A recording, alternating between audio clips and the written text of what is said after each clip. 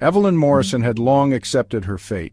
The cancer had spread too far, leaving her bedridden in the dim confines of St. Arbor Hospital's Ward C, ominously referred to by staff as the Death Ward.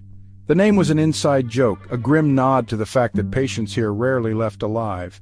But Evelyn noticed something else. The ward seemed different at night.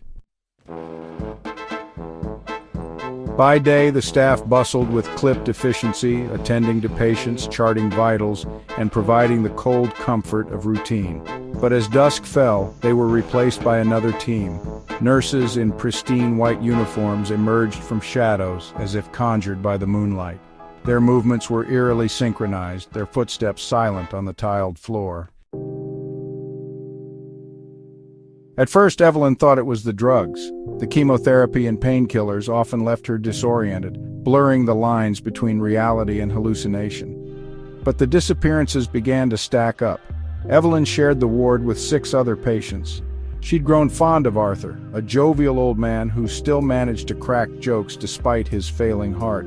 One night he whispered to her, "Arthur, something's wrong with them. Those nurses, they ain't normal." The next morning Arthur was gone. His bed stripped clean, his belongings packed away. When Evelyn asked about him, the day nurse offered a tight smile. Day nurse transferred. But Evelyn had seen the way Arthur had struggled to breathe the night before. He wouldn't have survived a transfer.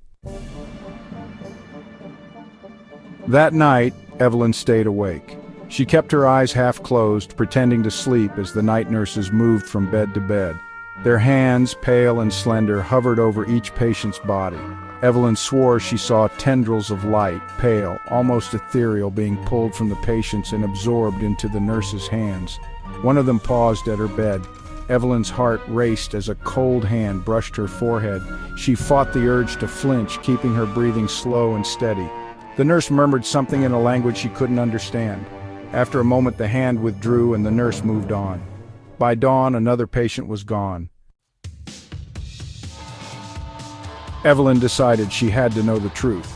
The following night, she feigned a bathroom emergency. The nurses, unblinking and emotionless, nodded and allowed her to go. Evelyn shuffled down the hallway, her IV pole rattling against the tiles.